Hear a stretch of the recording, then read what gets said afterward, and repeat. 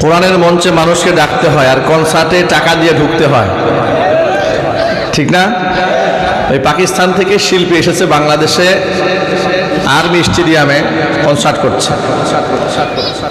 10,000 টাকা টিকিট এক একজনের।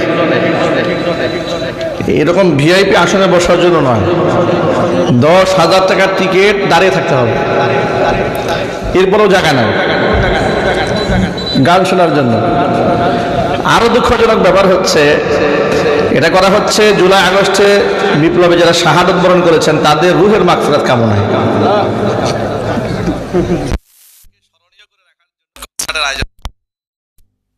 এটা বড়ই মারাত্মক ব্যাপার। আমরা বিগত 16 বছরের অনৈসলামিক অনেক বিরোধিতা করেছি,